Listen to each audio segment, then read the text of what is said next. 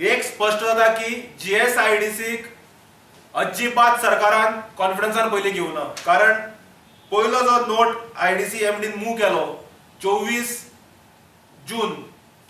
जून 2015 तातूंत clearly mention आशिल्लें की इन द हांव एक मदलोच पार्ट वाचून दाखयता तुमकां. In view of the above consideration the government may like to consider the above proposal of the Honorable Defence Minister and agree in principle to organize the event in Goa as temporary venue for Defence Expo 2016 scheduled in Feb 2016, and thereafter explore the feasibility of the permanent venue. This was a note clearly put up by the MD of GSIDC.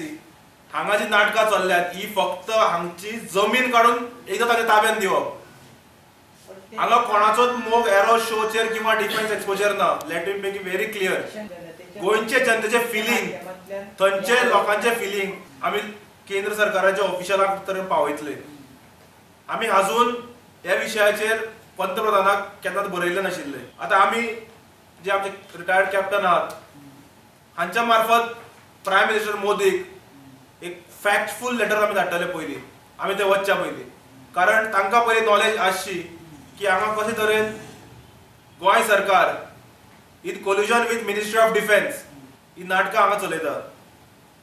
कारण 6 लाख जमीन ही बारीक जमीन न्ही. आनी दुसरी गजाल, एक interesting गजाल, थंय जर एरो शो येता तो रनवे येतलो. रनवे जर जाता मोपा एअरपोर्टान हांगा कितें हाडूंक सोदतात, तो सेंटर पॉयंट जाता बेतलान. Betul becomes a centre point of Goa. अपक्ष आमदार तसेच काँग्रेसचे बाबू कवळेकार, दिगंबर कामत हांच्यानी आश्वासन दिला की येणाऱ्या विधानसभेत ते काडटले. तशेंच मोगोचो आमदार बाब लहू मामलेदार हाणें आमकां एक पत्र बरयलां, जे आमकां 4 दिसां पयलीं आयलां. ताणें स्पश्ट म्हणलां की हे सगळे फटींगपणाचे गजाली चल्ल्यात आनी आपूण विधानसभेत काडटलो. ताणें एक पान स्ट्रॉंग लेटर आमकां बरयल्ल्या की आपल्याक आज ओपोज आहा